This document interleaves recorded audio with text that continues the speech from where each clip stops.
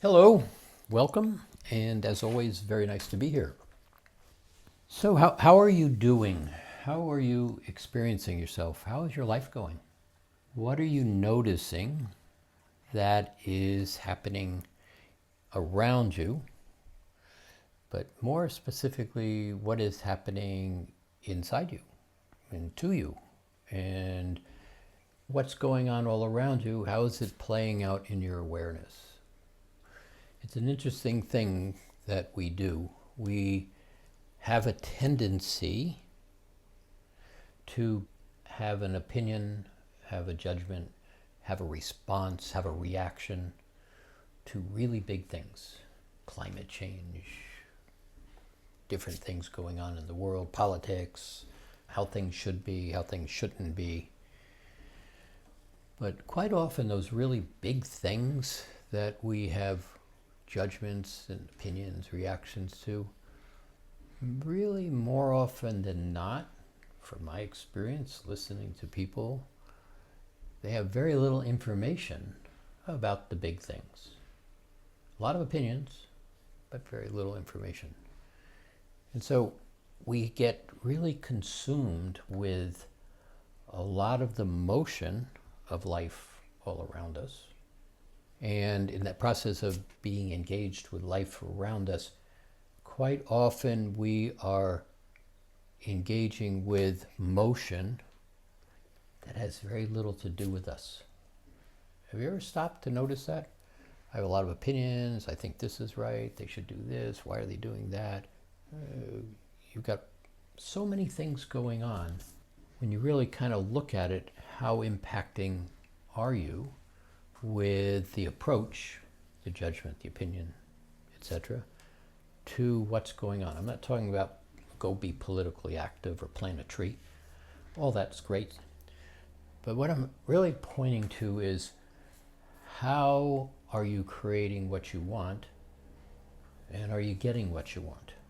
How successful are you at getting what you want? We wanted to approach this topic. How successful are you at getting what you want? And how influential are you in causing change? Keep it really simple. Causing change.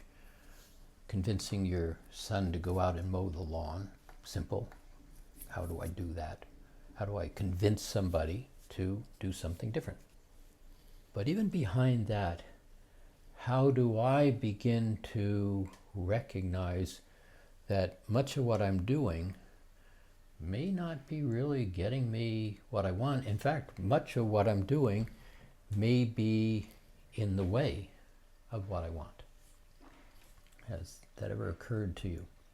So there's a lot of change going on in the world that is loud right now. There's a lot of large shifting going on, most of which is actually so big or so impacting that we don't even have an idea that most of it's going on. For example, let's just kind of play here. So climate change, really big deal, very real, going on. How do you change that? How do you go about changing that? We don't want to have oil anymore. Okay, that's okay.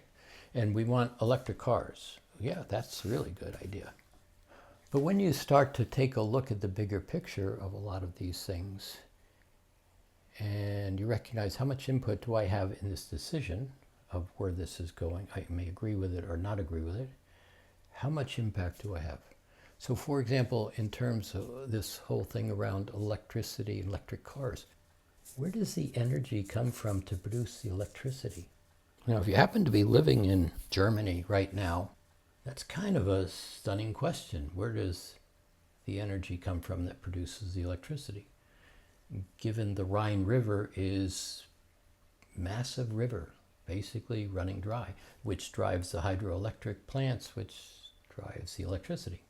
So what's behind the picture that's behind the picture? What's the issue that causes the issue? Climate change. Maybe we should reconsider nuclear energy. Now, did you have a response? The interesting part of that topic, not good or bad, there is no right or wrong here, but the interesting part of a topic like that is many people have opinions. But a lot of the opinions go all the way back to the 1980s when a nuclear power plant had a challenge, 3 Mile Island in the United States, or when Chernobyl in Ukraine had a major problem. So nuclear is probably not a good thing. But do you know that right now there are nuclear power devices that can fit in your bedroom that simply are almost fail-safe in terms of blowing up, virtually fail-safe. They shut down before they even get close to any challenge. And there's enough electricity generated for a small city. That's interesting. So, but I don't like nuclear, a person might say. So where does the belief come from that I hold in my awareness that I have strong opinion about, or mild opinion about, or maybe just a belief about, but when was the belief last examined? And in that same context, is the belief even real? Is it even your belief? Where did it come from in the first place? So it's an interesting place, this place where we act. We have opinions, we have judgments, we have this is right, this is wrong, this is what I want you to do. We also have actions that are more subtle, that don't get spoken necessarily, but get thought, and even more, they get felt.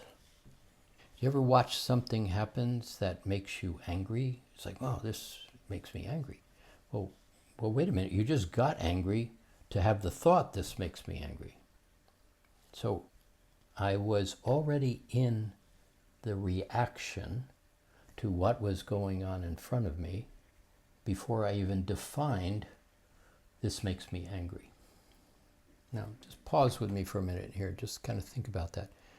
Do you ever get into a situation where you react?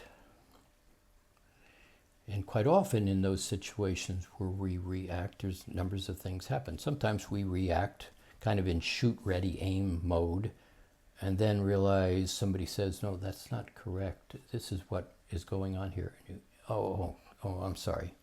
And you have to kind of back out of that burst of energy. You ever been there? You ever had a reaction and then realized, oops? And then it's interesting what happens in the oops is we then have a set of thoughts and we change the feeling to maybe blame. Oh gosh, or guilt. I didn't do that right. I shouldn't have said that. I'm not okay. I didn't do this right. We wind up backing down into a place that we wind up actually invalidating ourselves. Have you ever done that? Did something and then felt guilty about it, or did something and then blamed myself for that.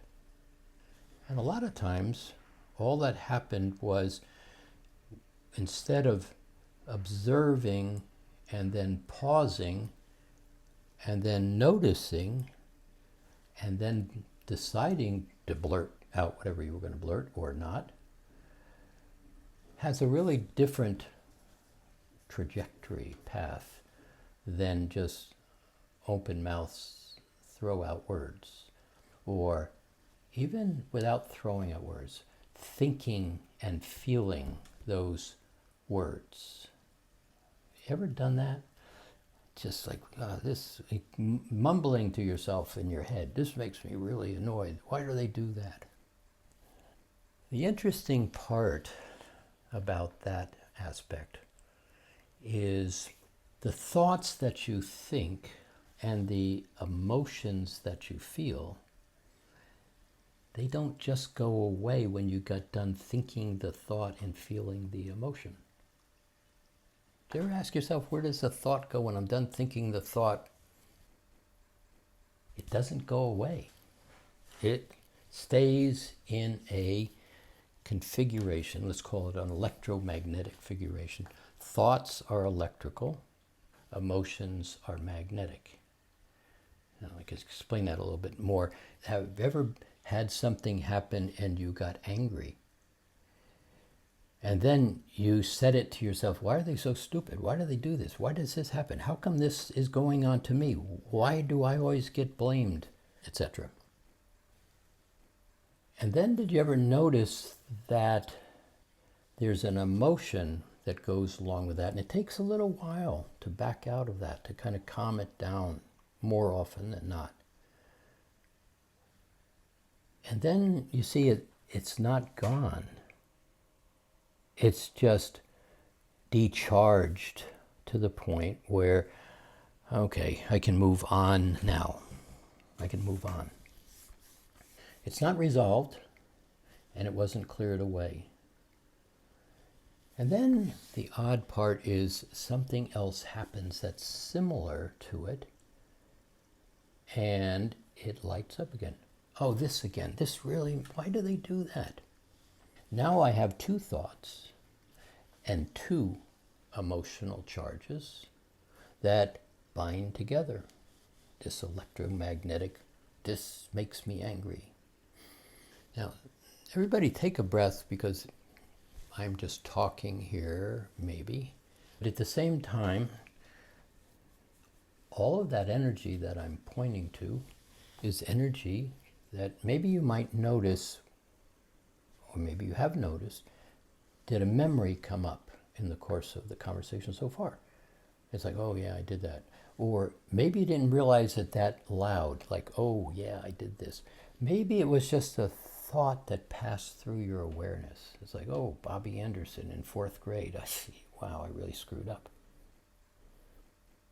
You see, there's the thought and the electrical emotion, magnetic field that's still sitting there. Still sitting there. And the interesting thing about it still sitting there is it still has the same charge. It's just not as active, but it's still the same charge. And it's sitting in the body. Oh, it might be sitting in the emotional field, or it might be sitting in the mental field, but it is also sitting in the physical field. It's in the body. And so it's a very fascinating thing how thoughts and emotions play in the field. And this time, right here where we're kind of talking, it's really a big deal. There's so much going on in the context of very big things, and also a lot of very little things, very subtle things. But let's talk about a little change of direction, not really. Talk about some of the big things, the things that are going on. I mean, nobody even talks about these things, all these cycles within cycles. Cycle being that wave pattern that rises up and then drops down and then goes below the line and then comes back up again, that wavelength. Cycles. So there's a cycle that we're in that was talked about a lot, and not even talked about anymore, this thing called the Aquarian Age. See, the reason it doesn't get talked about because we're now in it. We've now shifted this progression of the equinoxes 25,800 years, where we move through the constellations. And each one of those cycles is about 2,150 years long. So that's a big cycle. But we've just entered it. Oh, plus or minus last 15, 20 years. Nobody knows exactly when the date is. Take a breath. Big cycle. Really big cycle. And big cycles a lot of times don't have immediate impact. They're subtle. It's like climate change right now. Well, that's not so subtle, but it's been coming for a long time, this climate change. It's been very definable for the last 100 years. Something's happening. Even in the last 20 years, many didn't believe it, didn't want to act on it. Now it's kind of like in your face. But that big Aquarian cycle, not so much. Don't understand it yet. Hasn't really settled in yet. But if you step down a little bit, then you have something called the solar cycles. This 11-year solar cycle. Now this one is a big deal because this solar cycle moving into the active phase, again, wavelengths. This active phase of this solar cycle is significant. It's happening at a very accelerated level. It's happening, surprising people. It's happening faster than it was expected to be happening.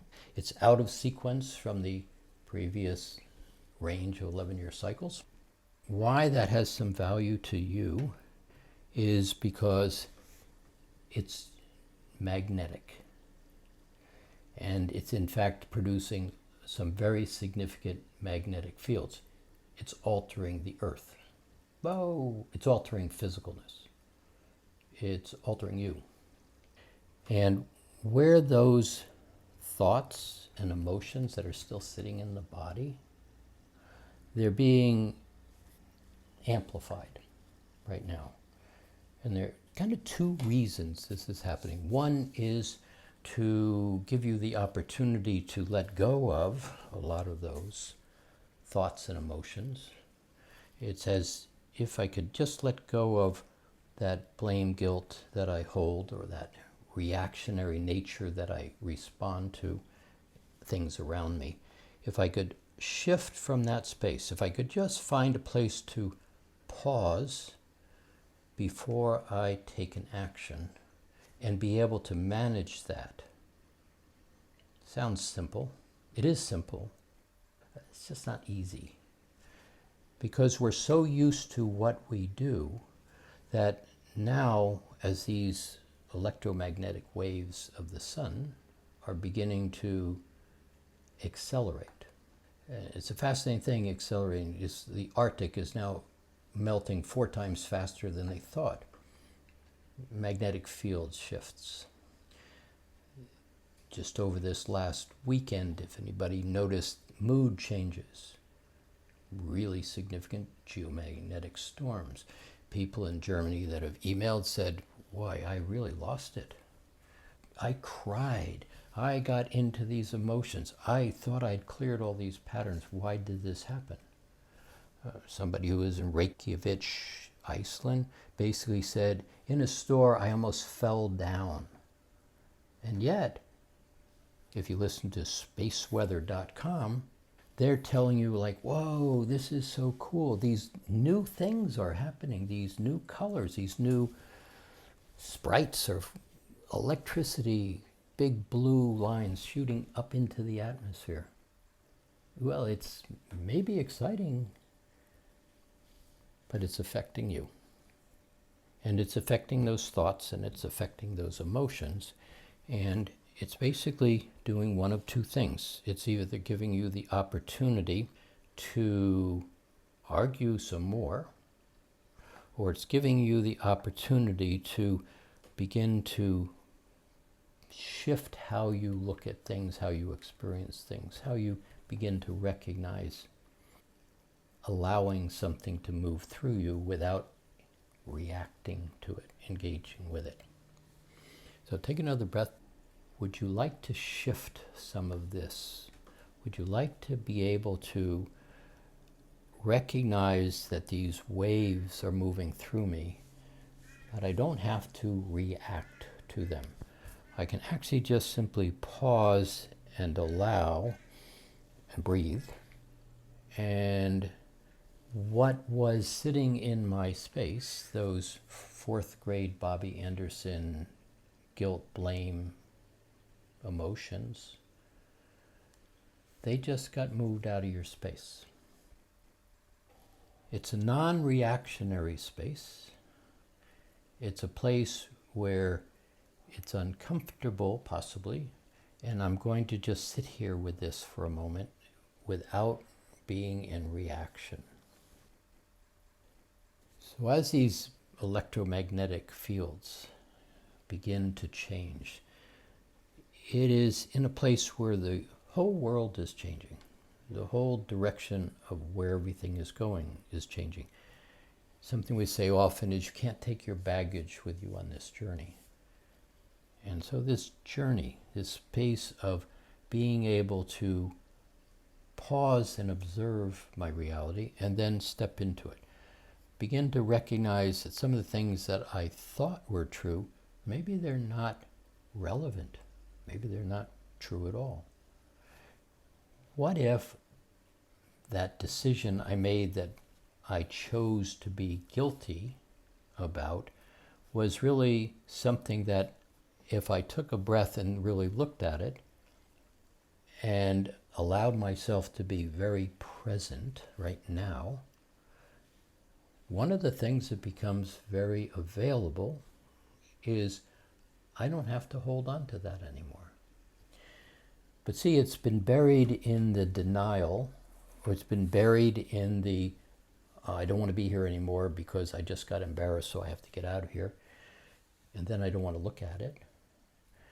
And it got left, a thought and emotion, an electromagnetic charged field that sits in my decision-making space, my mental space, my emotional space, but very much in my physical cellular space. And I'm off balance. One of the really exciting things, and we'll play here just a minute, is that when I can begin to recognize that much of what I think and much of what I believe may not be in present time, may not be relevant right now. It's simply baggage that I'm still carrying around. Hence Bobby Anderson in 4th grade. Is that of use to you to still hold that guilt, that blame, that resentment, that anger? What if there was a way to align yourself, nothing significant, just simply the ability to pause, take a breath, observe without judging, reacting, throwing energy, and then ask a different question. Not why is this happening, or why are they doing that, or how come they're so stupid, and why does this keep happening to me? What if you asked a better question? Do I need to carry this in my space? Do I need to even respond to what's in front of me? Rather than this, well, I've always not liked that, and so that's how it is. But what if there was a different construct? It's always been available, it's just never been learned or taught. It's never been presented, particularly by the mom, dad, teacher, minister, because they only knew what they only knew.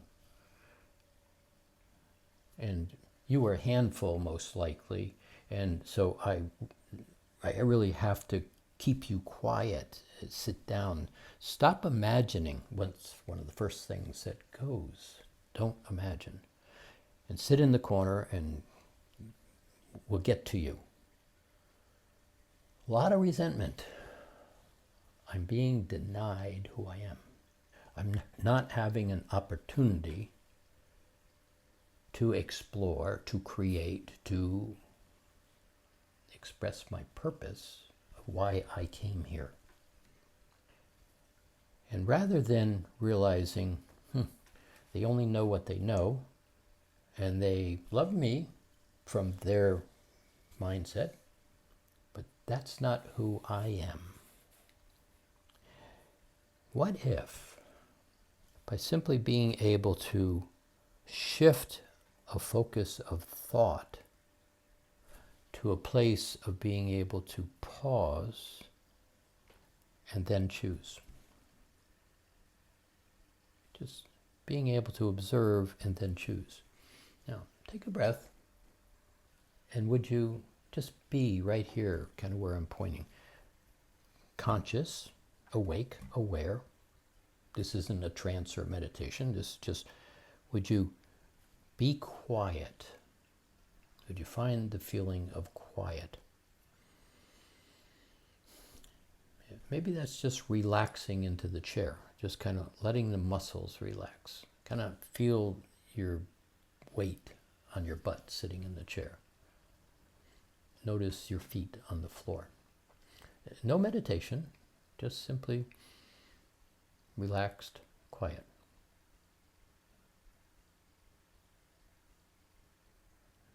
in this quiet, would you just be aware that you're present? Present meaning, I'm right here. I'm not in lunch today. I'm not in work tomorrow. I'm right here. Now, you may say that to yourself in your head, I'm right here. But would you pause, and then would you recognize, would you feel yourself sitting in the chair? I'm right here. I'm present. I'm quiet. I'm relaxed. Nothing going on. No decisions. No reactions. I'm just right here. And would you recognize I'm aware that I'm right here, quiet and present? That's simple. Right here, quiet, present. I have nothing to do.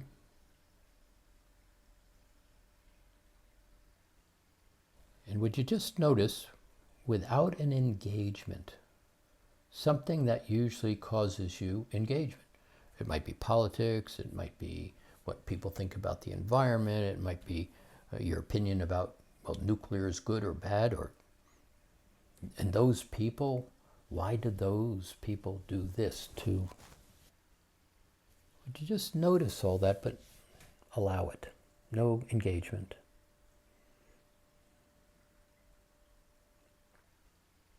Quiet, present, aware.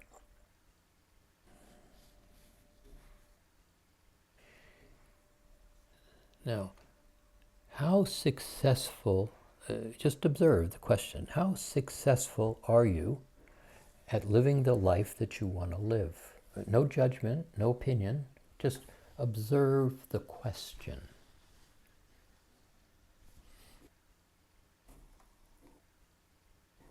And let's just assume that you're okay, everything's pretty okay, but there might be more. There might be a little more happy, there might be a little bit more ease, there might be a little bit more excitement in terms of engaging with people where you get to laugh. Now, there's no failure. Right here in the question, how successful are you at getting what you want?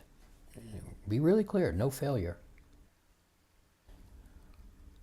I've always done what I've always do, and I've kind of followed this path, and I've gotten these results, and they may be great.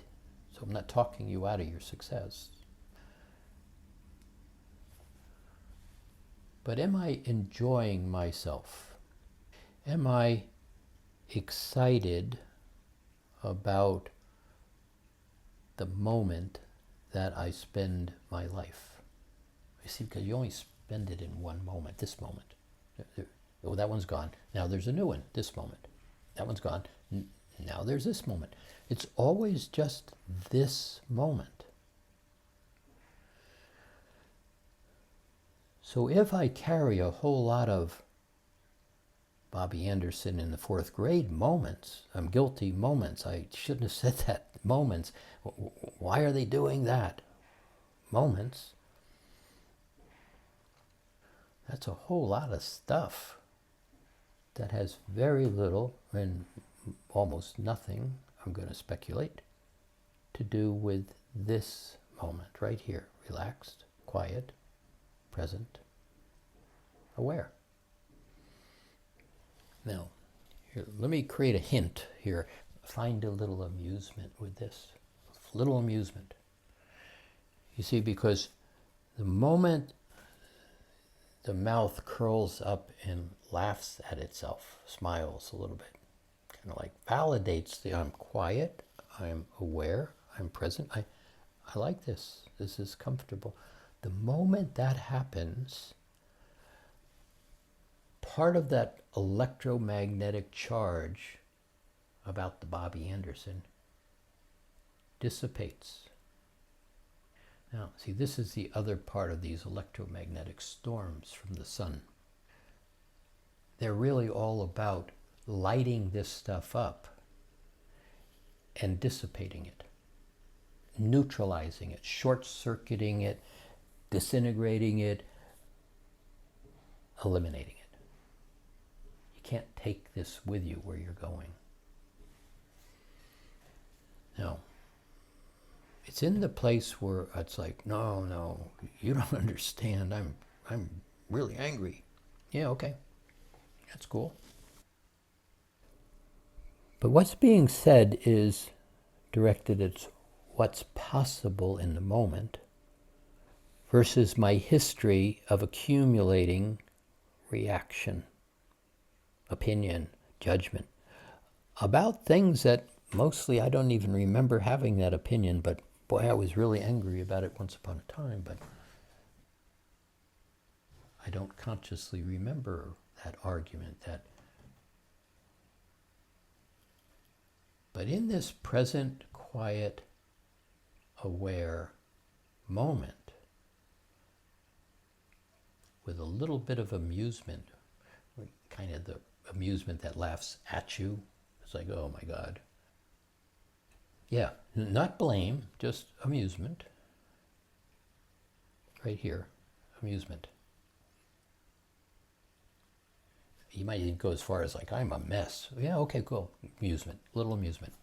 See, because the moment you identify something as simple as, I'm a mess, and, okay, I can be amused, that part of I'm a mess just simply began to disappear. It's by recognizing in the present moment a past moment that doesn't exist anymore, that doesn't have any value in the first place, but has just been left on the shelf for some future moment to be noticed. Yeah, another breath. I'm now noticing it. And in this quiet, present, let's even use the word neutral, amusement, I don't need that anymore. It doesn't serve me. And in the recognition, unless you grab a hold of it and really want to argue with it, in the recognition that it's leaving. I didn't even remember having that there. It's like finding a shirt in your closet and you go, are you kidding? I wore this? Let's get it out of the closet before anybody else sees it. Now, little amusement. Not a lot of amusement, just a little bit of amusement. Do I have to see all of this stuff? No. Do I have to analyze it? Do I have to bring it right up and have a discussion with myself about it? No. This is these geomagnetic storms. They are very much in your best interest. Now people go, oh, what about the cells? And what about, and is it going to? No, don't go there. We're talking about a mental, emotional, electromagnetic field that is out of balance within you. I'm not okay. I don't deserve. I don't have a good life. They don't like me. My father told me I was stupid. Well, your father's dead. And he did that 40 years ago, 50 years ago, 60 years ago. Does it have any value in this moment? I hear somebody hysterically laughing. It's like, no, I can get rid of this garbage. Good for you. I get it. You get it. The energy that we are existing in is driving and motion. And the motion is being responded to in one of two ways. Where I'm pointing to right here, by simply recognizing some of those things that have happened in my past that I hang on to, that I hold myself accountable to, that I blame or guilt myself about, or punish myself, or know they are absolutely true, I'm a bad person. Just by beginning to notice them in present time, they're dissipating.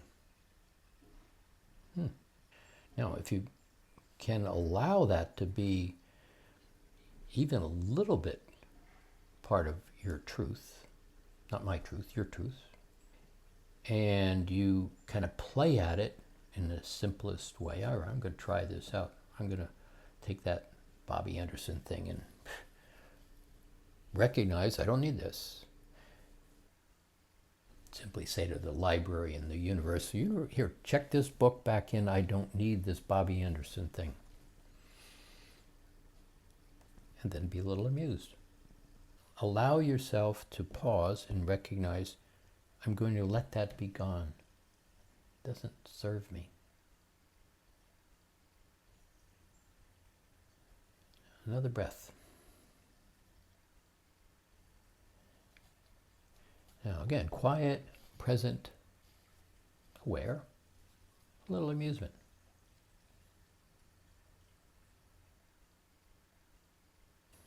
Now see, we're very squarely right in the middle of this. We've brought your attention right to that big bag of denial that sits on your backpack that simply says, I don't know what to do with this.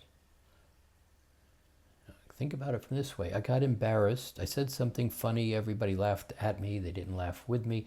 I was embarrassed. I left, and I don't ever talk to those people anymore because I know they're going to laugh at me again. You see, just by recognizing I didn't even know those people anymore, and it's sitting there in my backpack, and the question is, does it provide any value? I like to laugh. I like people. I like to engage with people. I like to talk to people, but I'm a hider because they may find out that I was bad in 4th grade. Now, nothing to think about because it's leaving. All we're doing sitting here is pointing to all that stuff in the backpack that has been denied but doesn't have any place to go. You could go to therapy, and therapy is kind of a fascinating thing. The therapist says, well, let's talk about that really bad stuff that you did with Bobby Anderson. And you go, no, I didn't like it the first time. No, thank you. I don't want to talk about it. Feel it a second time. Well, what if there was another whole configuration? What if you didn't have to feel it at all? What if you just brought it into an awareness and recognized this is something in my backpack that I don't need. It's like dust on the shelf. I'm going to clear this off.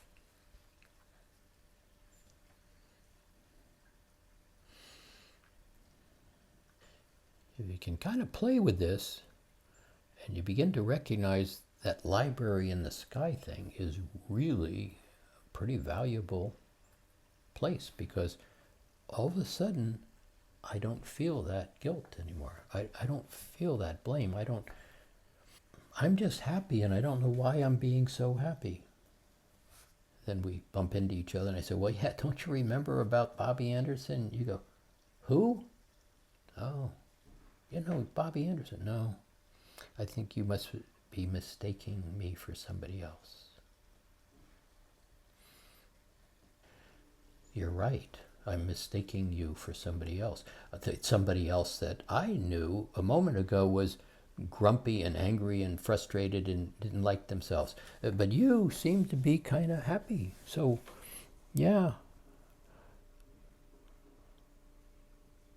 Maybe I was mistaking them for you. And here you are.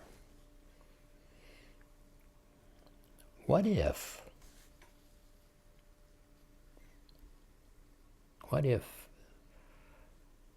recognizing how I've approached so much of my life simply got me a series of results that didn't necessarily serve me?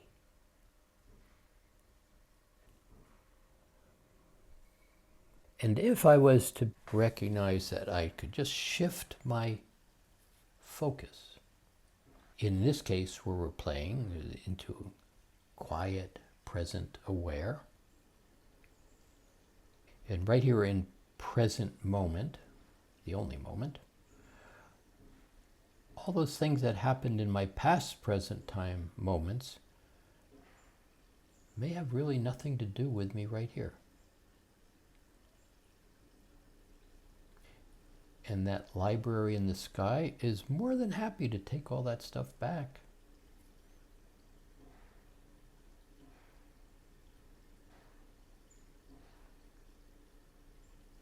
Guarantee return policy, no obligation, no questions asked. That amusement thing, can you find that amusement again? Just a little bit. Maybe smile at yourself. So again, those electromagnetic fields, this part of that field is about simply dissipating everything that's not aligned with the you that lives in the heart in this moment. Now, I hear this, many of you go, what's the heart thing? Where did that come from? Oh, that's you. That's the you that doesn't have the baggage. Oh, I haven't visited that you for some time, some will say. Funny thing is, that part of you never goes away. It doesn't blame, it doesn't hold guilt, it doesn't punish, it just simply is happy.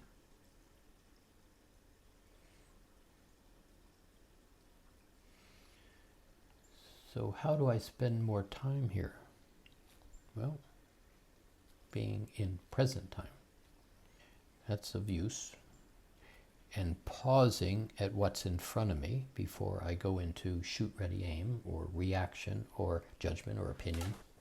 And maybe even ask a question, does this have any value? Is this something I wish to be engaged in? Which begins to be a great question, because you mean I don't have to respond, engage with everything that's in front of me? No, not at all. In fact, most everything that's in front of you has virtually absolutely nothing to do with you. Remember all those big things? Oh yeah, global warming has something to do with me. But can I make a major change from this place of arguing against it? Well, maybe, but how's that work so far? But in this space of present, quiet, aware, observing before an action, you do something that is very significant. You calm the playing field. In this space, you can step into a room and begin to hold this alignment. You might add a color to it. You might add another word to it. In this space, everything begins to resonate with this quiet, present, aware. These electromagnetic fields of the sun are very interested in this quiet, present, and aware. It begins to have a point of resonance, a place to anchor, if you would, and then it begins to ripple outwards. Right from your heart, ripples. And it begins to create these very calming ripples. And then another begins to be calm and quiet, and then another, and then another.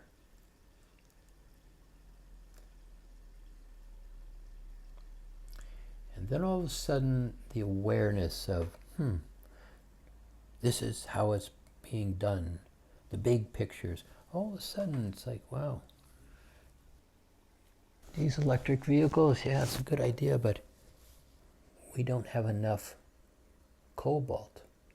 There's not enough nickel in the awareness of the planet at the moment to build out those electric vehicles. And then all those rare earth metals that have to be put into this that mostly are in China, and maybe they will come, maybe they won't come. It's kind of an iffy place to be building a whole new world on. Then you get a 17-year-old kid who wins the International High School Science Fair by building a different electric motor that does not require rare earth metals. In fact, it's probably about 80% of the weight of the battery that would have to go into the car. But what does a calm, present, aware 17-year-old know? I mean, come on, high school kid, what does he know?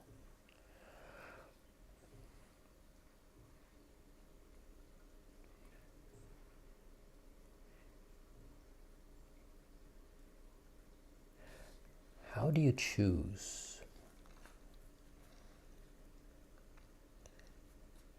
You see something, if you've played in Mastering Alchemy, hang out in Mastering Alchemy, come to play in Mastering Alchemy, you're going to hear something that makes no sense to you at all. And that is, you're big, you're significant, you're important. You don't have to be the 17-year-old that has the answer to the next electric motor. But being able to be calm, quiet, present, aware, and recognize that baggage that's in my cellular structure of the physical and the mental body and the emotional body, and I'm arguing for it on top of it. I don't want anybody to see it, so I really have to defend it. And what if that wasn't true? Another breath. Now, there's nothing to really think about here, because now we're kind of in a vibration. We're in a field. We're in a state of consciousness. It's not the third dimension where we're sitting right now. It's not in the arguing, yelling, justifying, defending. We're not there right now. Would you just notice that we're not there? And then would you just notice, again, just intentionally notice, quiet. Nice breath. I'm present, I'm aware, and I have a little bit of amusement. Don't rush into the amusement thing, but maybe a little bit of amusement. And would you just allow the question, could it be this simple? And then feel the answer.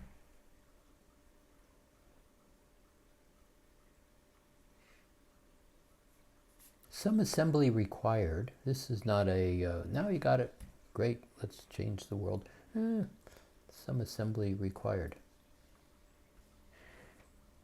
And the interesting part of some assembly required is the you part. Who are you? Why are you here? What difference do you make?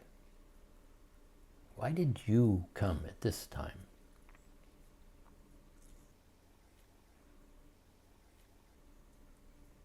And it may be as simple as getting quiet, present, and aware. It takes a little bit of fine-tuning. It's just a little bit. Roxanne and I have a backyard with a hill in it. It was just all scarred when they built the house. It just ripped everything out. Dirt, not very attractive. And on that hill, we have now landscaped, put in a waterfall. We were expecting, putting in the waterfall, there would be some rocks, maybe two guys carrying rocks. No, not this landscaper.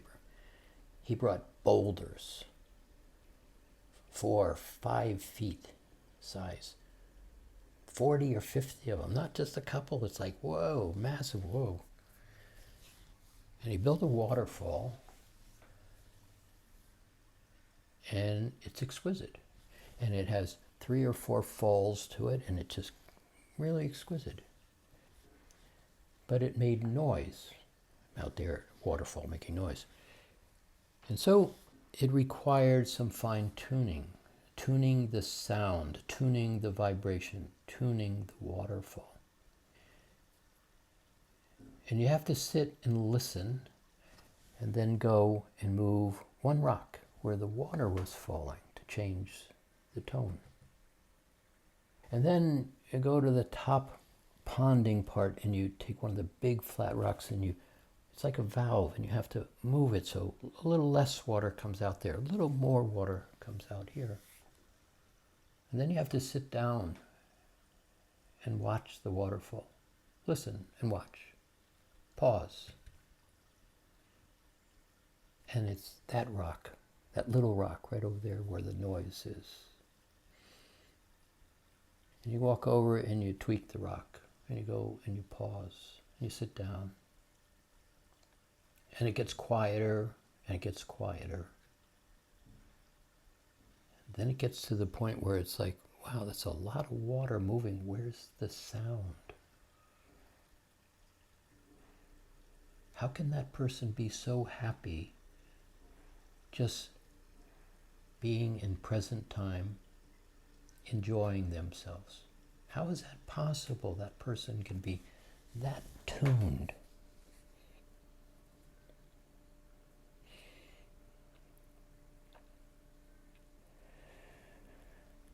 As these waves of light, these electromagnetic fields continue, you're going to continue to see the world around you become a little bit more disruptive.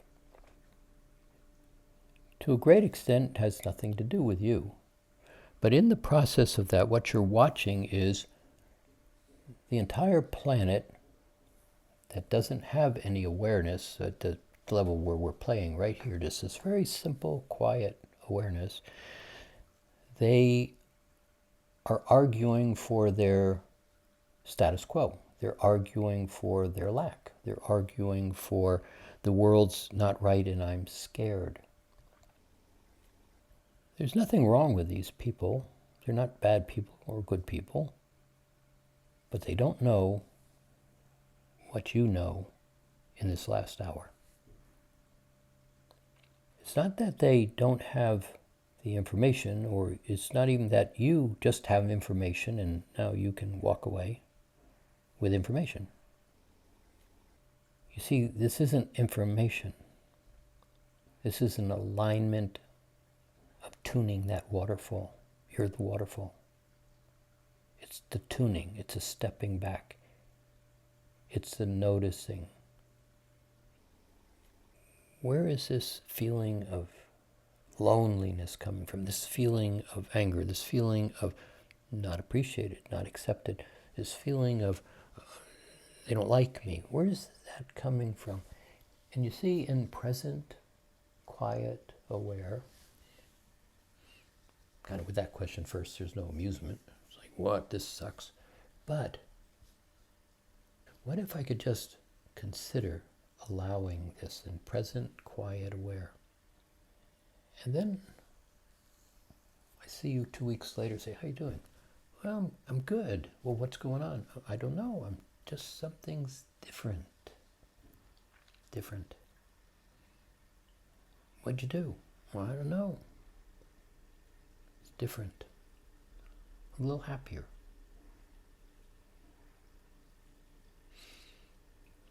You don't know why. It's this space of just stepping into the heart, into this quiet, with no agenda. It's nothing to fix. There's really nothing broken. There's a lot of dust on the shelf. But in that little bit of amusement, that little bit of quiet, everything unlike you goes away. And that part about being big and important and significant, yeah, that's hard to understand, and yet it's just an awareness that we have. who you are. There's nothing to do except just kind of be quiet. Like yourself. Allow yourself to simply be comfortable. And all of a sudden, what's going on in the cellular structure of the body begins to loosen up. That anxiety, that irritation, that resentment, all of a sudden begins to disappear. It's simply these geomagnetic storms and these waves, as odd as it will sound, are huge fields of love. That's an odd word for many, love. It's a power, it's a giant force. There's no sword, it doesn't destroy, it just becomes present, and everything unlike it dissolves. You're watching something incredible as a spiritual being playing in a physical body. But all's required, present time, quiet, pausing, and then choosing an action. Happy, amusement, ease. For those who've been playing here for some time, it's that octave. There's something new that's very present that is altering the entire game. But right here, can you find one more consideration? Just a simple placement, this quiet, present. I like me. Just, would you like yourself? Oh, all those pictures on the shelf, all the memories, all the past, that all will jump up and go, no, are you kidding? Like you? You can't like you. What about? See, that's the rational mind. That's the what about all the stuff on the shelf. But see, here, the question doesn't get asked, what about? It's just simply, I like me. I'm okay. And everything unlike you begins to dissolve.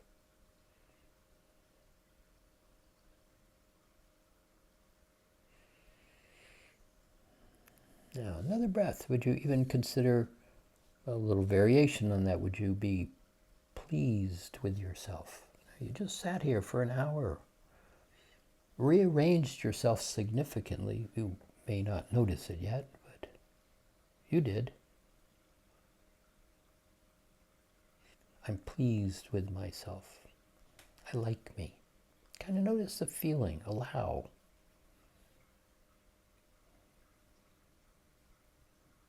Might even consider, don't rush into it, happy.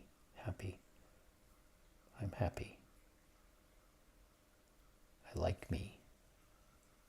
Pleased with myself.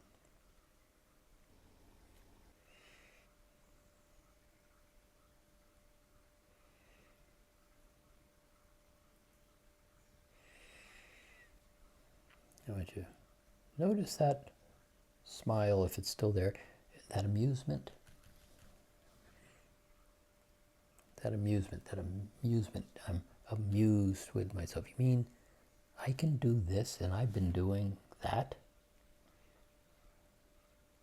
Can you be amused?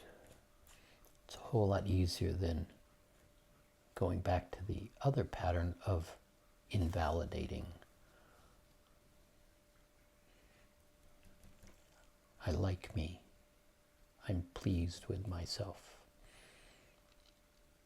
And everything unlike it begins to fall away. One more breath.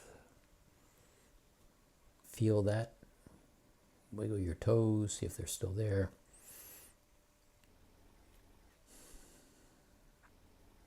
Open and close your hands. If your eyes are closed, take a second. Breathe your eyes open. Be right in the energy. I like me. Let's come to a stopping point right here. In fact, just decide, I'm complete. I'm successful. Wasn't that the first question? How successful are you at getting what you want? Here it is. How successful are you? Can you allow yourself to be successful? Let's stop right there. If you'd like, stand up, stretch your body. Let me turn this over to Roxanne. We'll answer some questions. It's going to take a minute for people to get here to ask questions. Part of the charm of it all. So, Roxanne, how was that? That was for you. There's nobody on the call. It's just me and you. And that's all that counts. Yes, right. It's only you that counts. The you who's Yeah. sitting there. That was very good. And I had a couple smiling amusement moments. You used the word Bobby Anderson, Yeah. and I had a crush on a Bobby Anderson in junior high school. Yeah. See, I told you it was just all about you. And I haven't thought about that. I mean, I still see him. Do you see the visual of your Bobby Anderson? I do. I Yeah, actually I know Bobby Anderson. There it is. So it's kind yeah. of like everybody else. Everybody. So who was your Bobby Anderson? That's what I have to ask. And boom, there he is. There she is. See, that's how this energy works. I'm storing Bobby Anderson. Well, when was the last time you thought about Bobby Anderson? Right. Well, not really forever almost. Yeah. There's the energy of that individual. So, want to take a moment, and I know there's a lot of new people on this call. Just for the sake of again letting everybody kind of get fully in their body here, we're going to do these calls and focus them on very much the tools, the foundational tools. What does it take to simply shift from Bobby Anderson to a place where I like me? And it really is just a thought and a feeling, but that's hard to grasp at this point. It's like, well, okay, whatever you say. But these foundational tools, level one, level two, body of work in mastering alchemy, really stabilize a platform that allow you to observe the world around you from your space and then choose how to engage it. Sounds really simple. It is really simple. It's not easy because I have so much noise in my reality. But that's what this is all about, removing the noise. So, Rox, you want to explain what we do here? If you want to ask a question, you have to be logged in. Type it in the control panel. There's actually a few coming in. I can ask it for you. Let us know what Mastering Alchemy group you're in, level 1, 2, 3, or not at all, or maybe Park Bench, and that'll help Jim a little bit answer your questions. So Jim, this first question is from Arlen, and Arlen says, I have such a big yes to this, Jim. The solar energy is making me feel like a garden hose with high pressure water purging my insides. If I'm not present, then, like the garden hose, I'm spraying all over the lawn of my experience. Can you speak about feelings and emotions as energy in the body? And are there ways we can use this information and energy they bring to create with? So, um, so one of the things here is bringing your attention to all this. So there's a lot of new people to this, and so I'm just bringing your attention. Um, uh, selling. I'm always off balance when it comes to selling level one and level two. Like, hey, you got to buy level. So let's take away the buying side of it for this part of the conversation. The tools in the level one, level two begin to give you a platform to allow yourself to observe this energy, these geometric storms to a great extent that are passing by you, passing through you. The tools, particularly the rose, the octahedron, which are tools that you start to play with in those levels, star tetrahedron, all of a sudden they deflect a lot of that geomagnetic electricity. And here, the whole intention is if I can get myself aligned in a place where I am able to observe and pause and then choose. Now, understand when you get slammed with an electromagnetic field in a certain configuration, all of a sudden I burst into tears, or I'm angry, or I get sad, I get moody, I get depressed, I get blaming. All that's happening is these electromagnetic fields are all lighting up all that information, all those patterns, to really begin to let go of. But without being aware of that, that energy just passes right through you. And like the person in Reykjavik Island, Iceland, she said, I literally had to hold on to the table because I almost passed out and fell down. And, uh, you know, so it's really our experience is how do I build a frame of reference so that I am not the effect of all of this that's going on.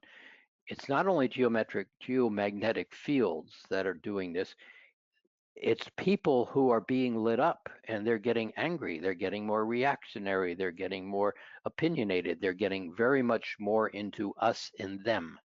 And so that's a really uncomfortable place to be, whether you're the them on the other side of their space, or you're watching that level of persecution and invalidation of other people right in front of you.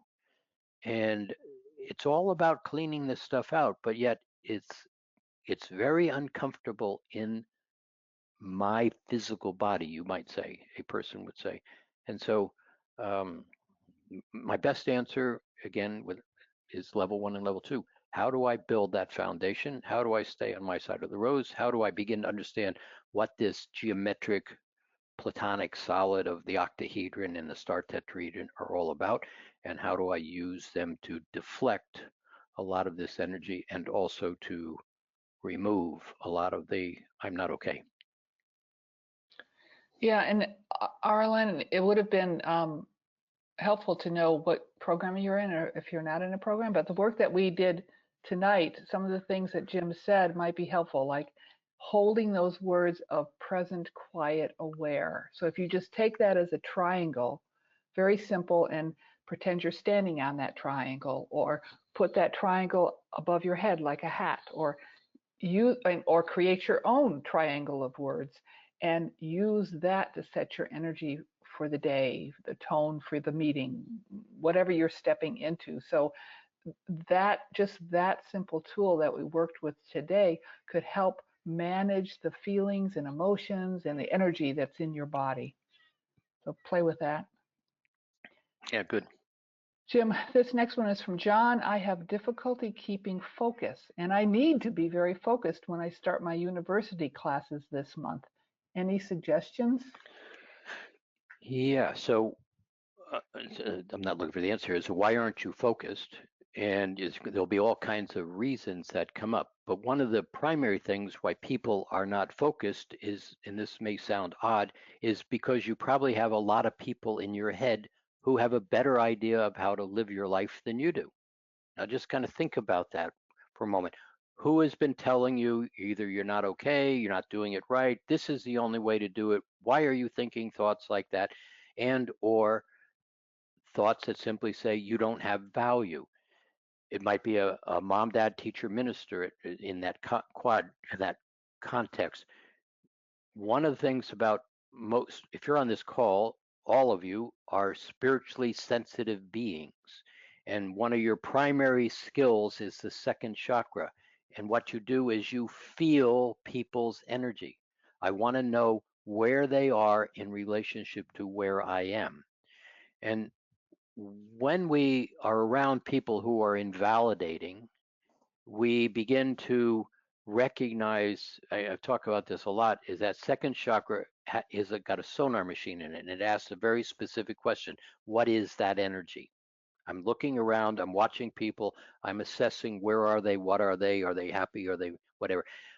But when I'm around people that invalidate me or get in my space in some manner, I begin to change the question on that second chakra. What is that feeling about me? And all of a sudden, the person that you don't even know over there that's just had an argument with their husband and wife, and they're angry at me.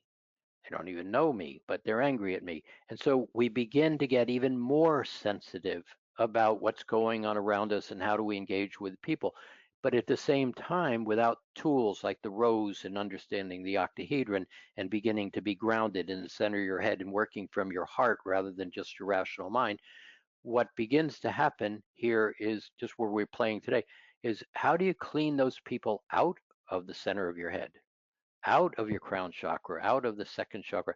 And that's what the tools for level 1 and level 2 are. But how do I begin to move this energy out of my space so that I can be focused on what I'm all about rather than what everybody else thinks I am or should be about? And so it's a great question. It's an uncomfortable place to be. I've spent a good part of my life there, so I understand this question. But once you begin to recognize that what the filter I'm working through is you're stupid, you're not okay, you don't deserve, nobody's going to like you. Those are pretty intense filters that we're all looking at the world around us through. Would you like to remove the filters? And that's very much what we just did is all about, as well as kind of the level 1, level 2. Jim, this one is from Laura, who's in Park Bench and level 1. Since these electromagnetic waves are increasing and creating more and more disruption, do you personally know when this time period is going to peak and level off? It would be a little easier to deal with if we could see the light at the end of the tunnel. It's just know it's an 11-year cycle, and we are in the first year and a half of it. Ugh.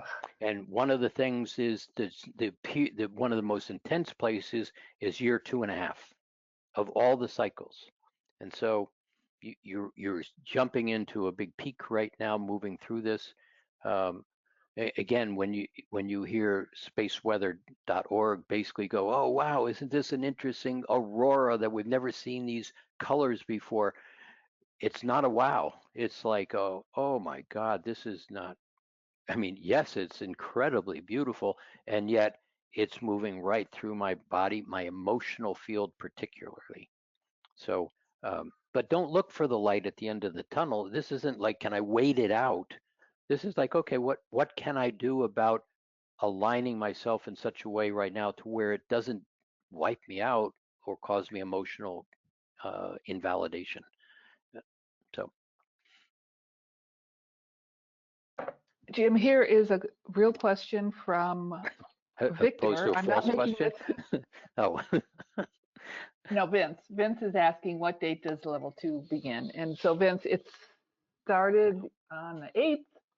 However, it's enrollment continues through the 21st. So you really haven't missed anything. You'll miss 1-2 sessions because they open up every Monday, and it's easy to catch up. So and there's yeah, your answer. you don't miss anything. It's just there to be, played with at the time. Yeah. The next time level 2 starts is in February. So No, kinda no, happening. no, no. No? Oh, November. Sorry. November. Jeez. I don't. It's like, what day is today? Jim, this question is from Elizabeth. It seems that the ego self-righteously resists this type of release. Even though the energy doesn't serve me, how can I find the off switch?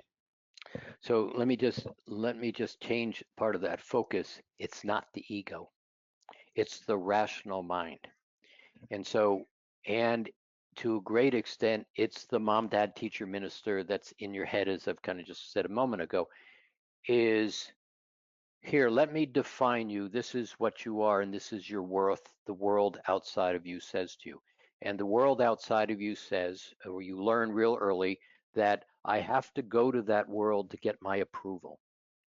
The concept of is get quiet and the world comes to you on your terms is not something that is taught, because you would be out of control and I would not be able to control you.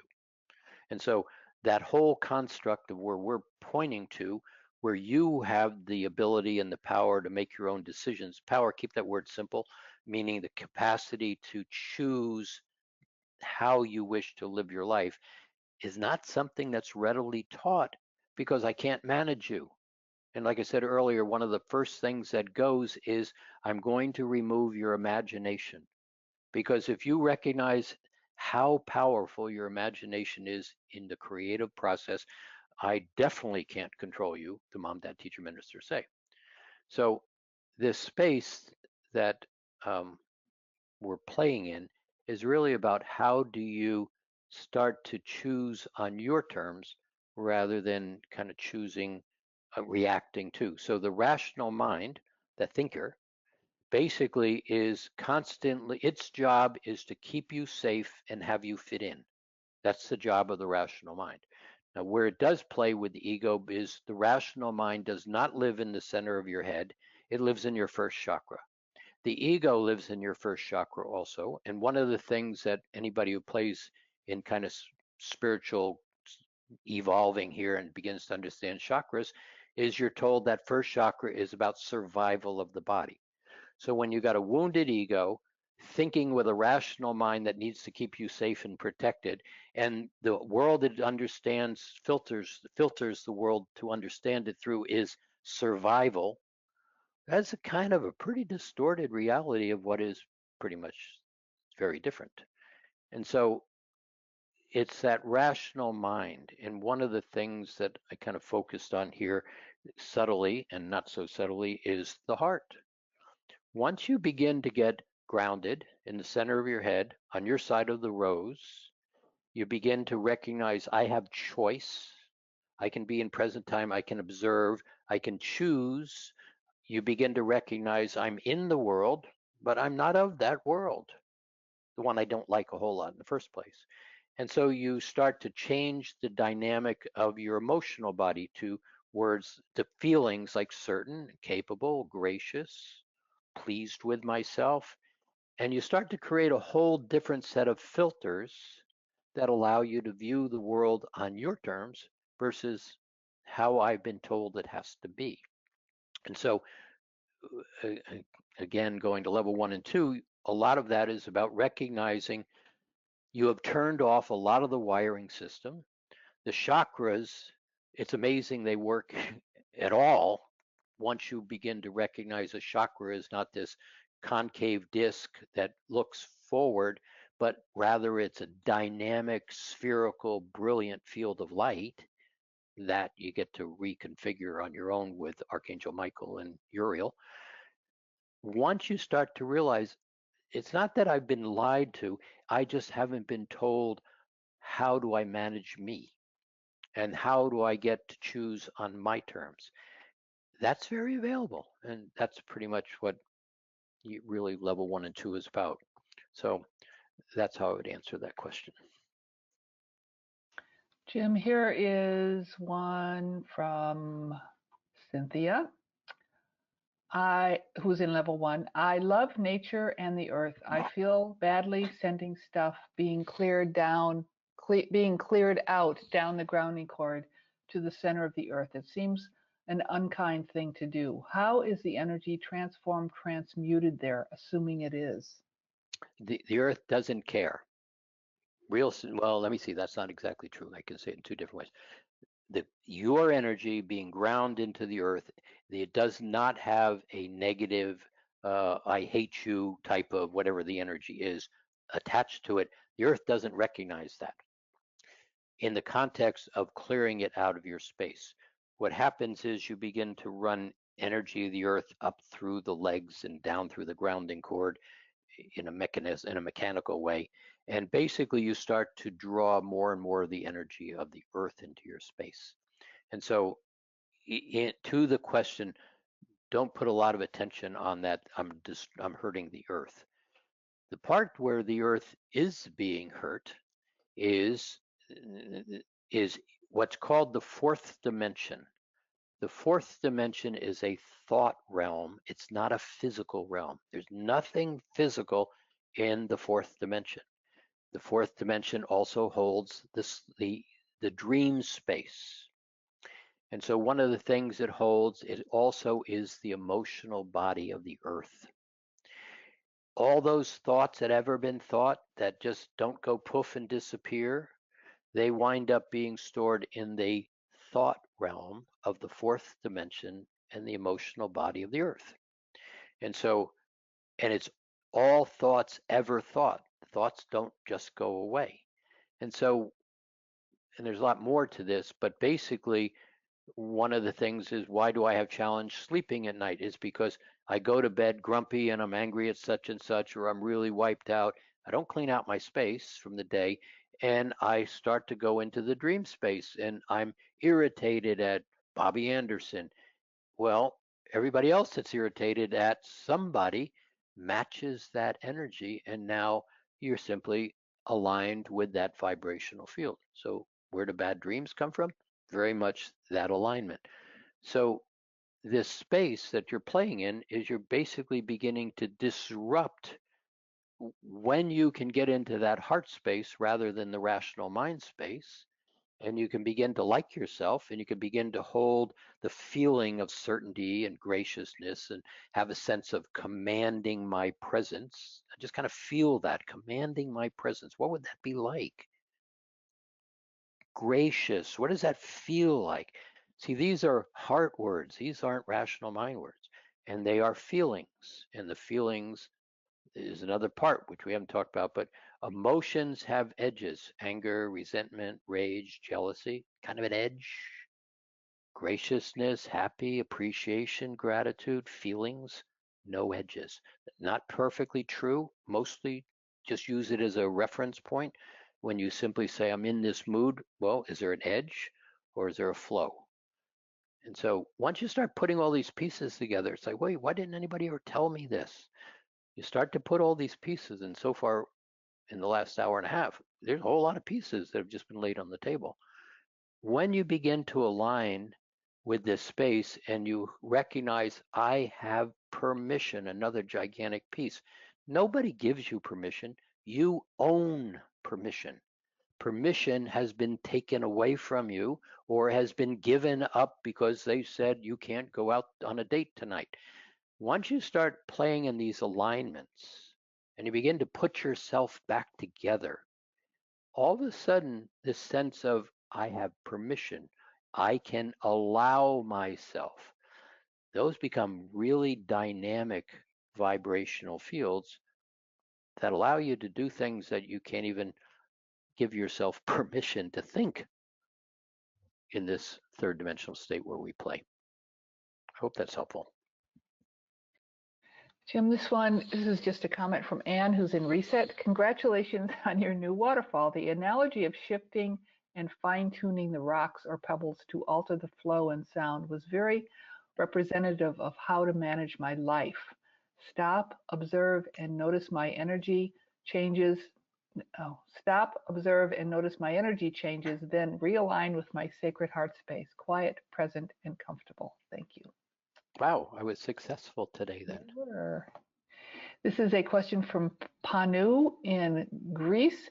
Unlike other courses I have studied, I have had no desire to take notes or attempt to memorize any of the level 1 content in the traditional way.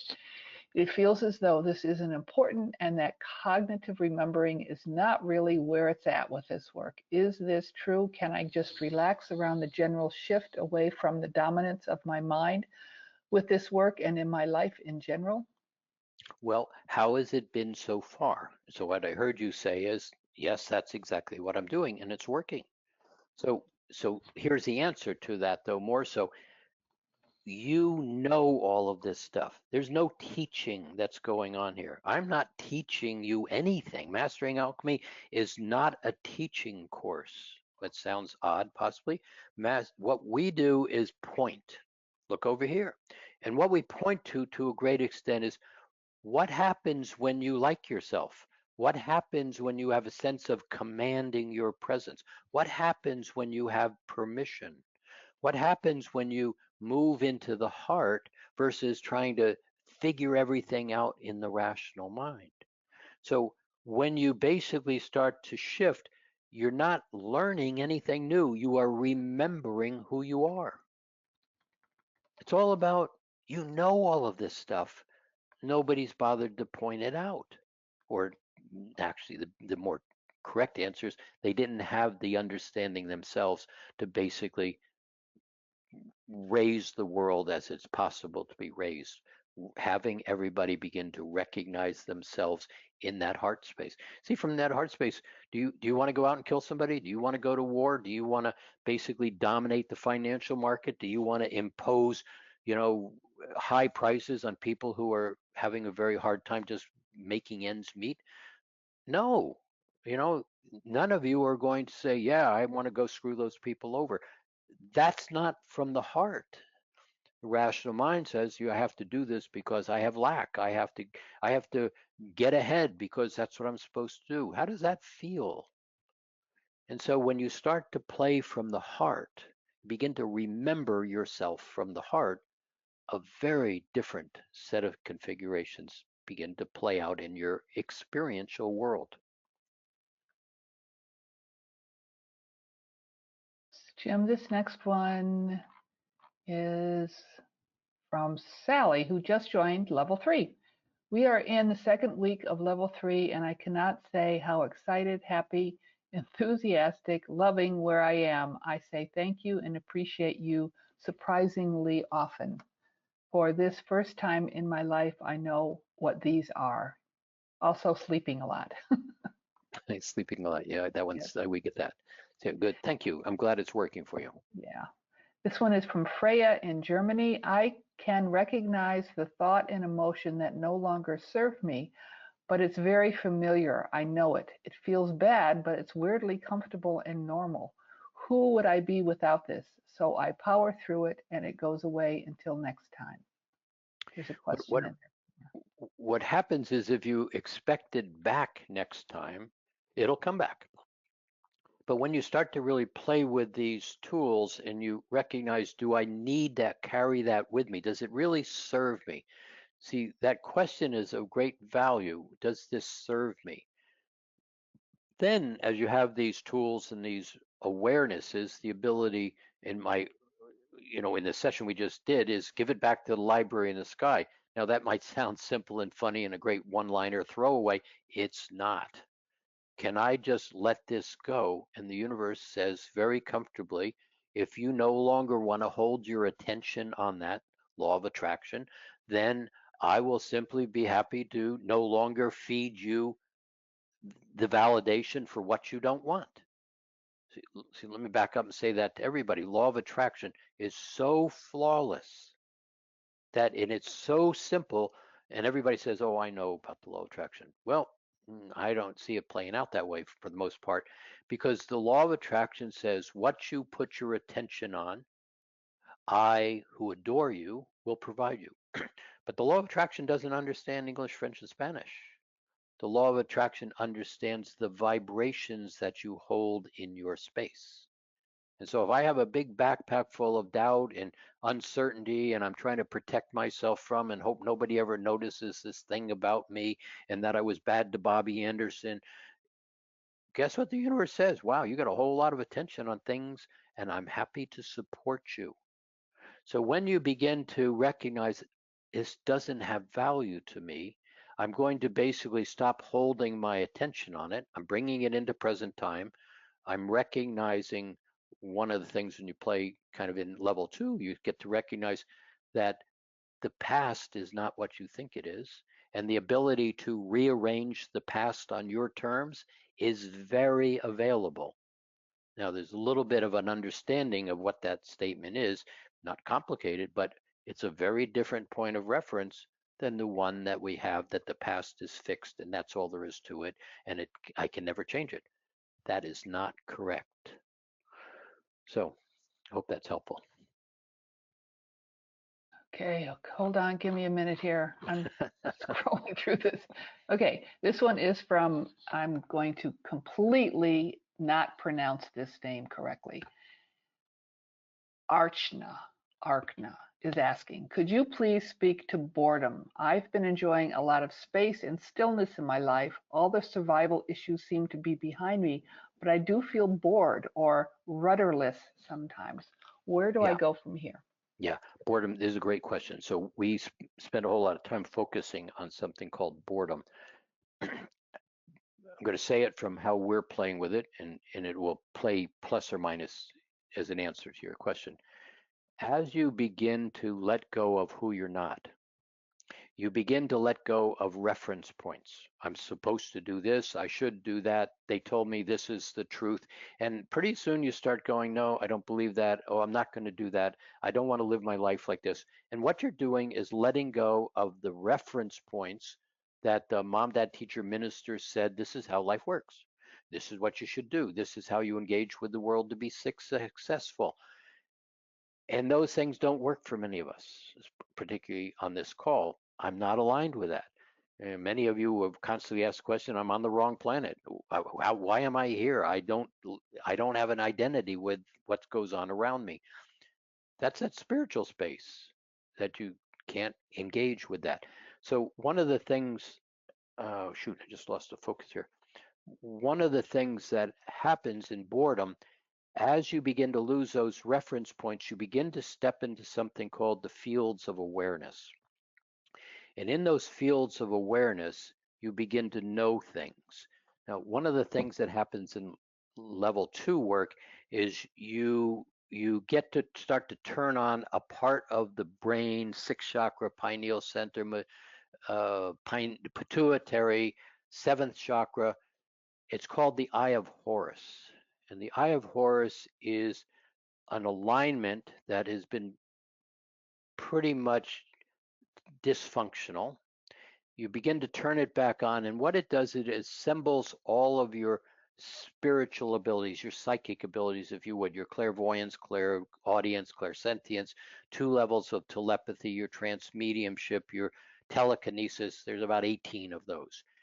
It assembles them into an alignment to where you begin to know the answer. You just know.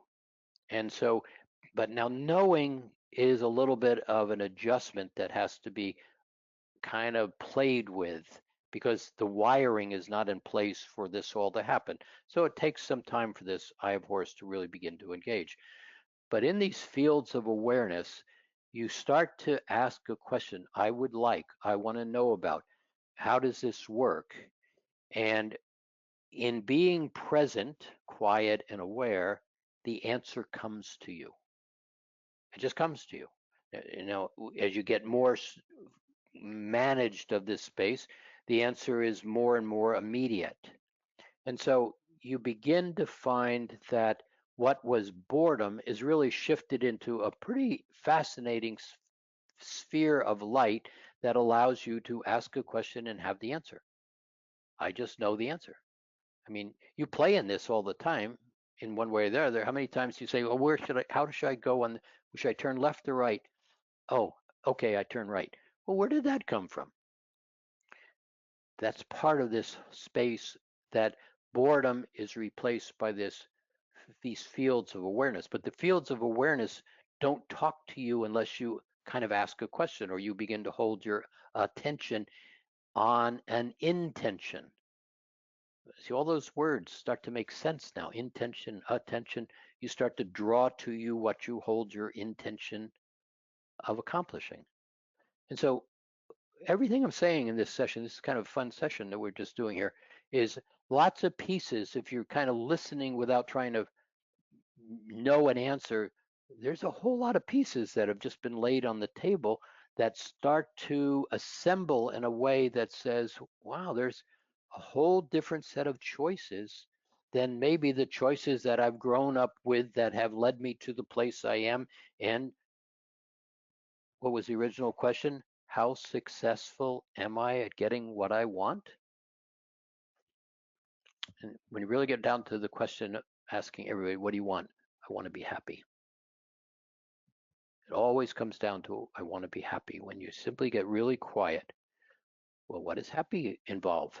And then there you begin to hold a question, I would like, and the answer begins to arrive. Jim, I would just like to add something about this thing called boredom. And I imagine this is with any spiritual practice, that once a person cleans out the 3D noise and drama from their space, that it gets really quiet, and the 3D part of us goes, whoa, this is boring. There's nothing to do. I'm rudderless. When your your spiritual self is saying, whoa, I like this. So, Yeah. so maybe it's your 3D denser part of you that's saying this is uncomfortable, when really the spiritual body, you as a spirit, is going, finally, exhale. Just Yeah. something to think about. Yeah. And the question really is, what do I want? Now, it's not an intellectual question. It's not a rational mind. It's not like, how do I, how do I fit into the world? And I need a Mercedes and I need this kind of job and I need to have this kind of trophy wife husband. That's all 3D stuff. Now, there's nothing wrong with any of those things if they are in alignment with I'm having a nice time and I'm happy. Having a Mercedes is a great vehicle to drive around and enjoy yourself in. It's not necessarily a materialistic wealth thing. If you're buying it as a trophy and hanging it out there on your wrist so everybody can see you, that's not where we're going.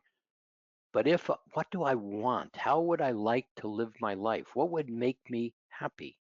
And then you can allow yourself, you're going to really surprise yourself what comes to you as you hold your attention on it and allow it to come. So,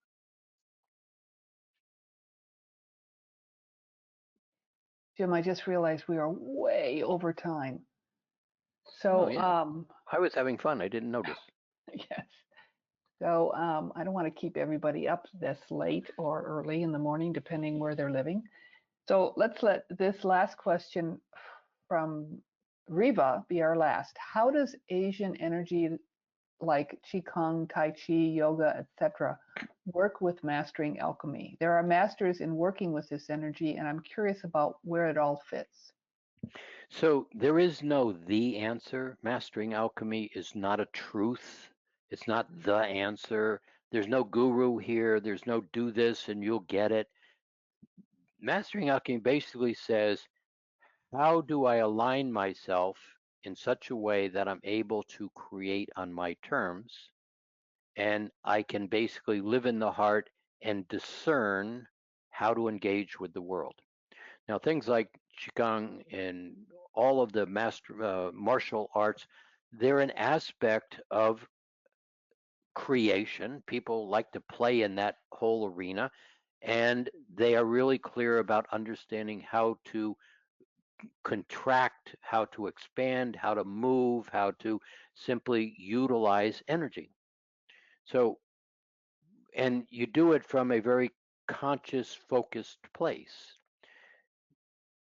That's pretty focused stuff. It's wonderful stuff for the people who are playing in that space. We're not playing exactly in that how do you manage energy? We're simply how do you align yourself to manage energy?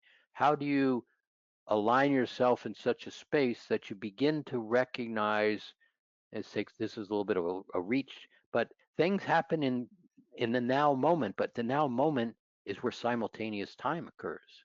The now moment is a space where I can create not just a big ball of energy and move it around.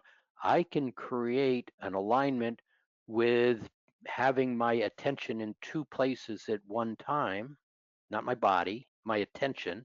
And I basically can create a space that's such that as I approach it, let's say 30 days from now, this is how I want this to happen. I'm going to be out in my attention point 30 days from now, having the experience. But when my 30 days catches up with my 30 days, the experience is already set there to step into.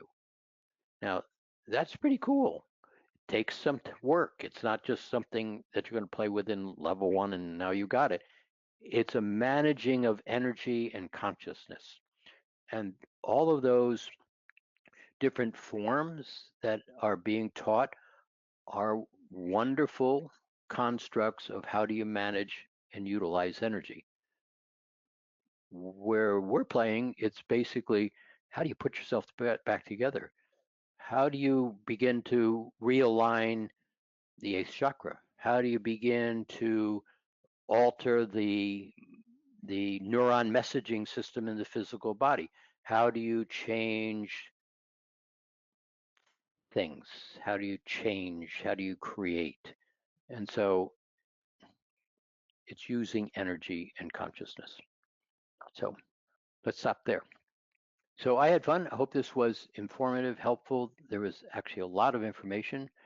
This little session we did at the first part is going to give you a lot of room to let things move around, let go of energetics that basically hold you hostage, possibly, and begin to give you some awarenesses that you may or may not have had. If you're interested, level 1 is always available. Level 2 is there for right now starting, and the next time it will be in November. November. It's like, I'm not even sure what day it is. It's getting present time, you lose track of time. So with all that said, I hope this was of value. I appreciate you. Go off, have yourself a lovely day wherever you are in the world. Blessings.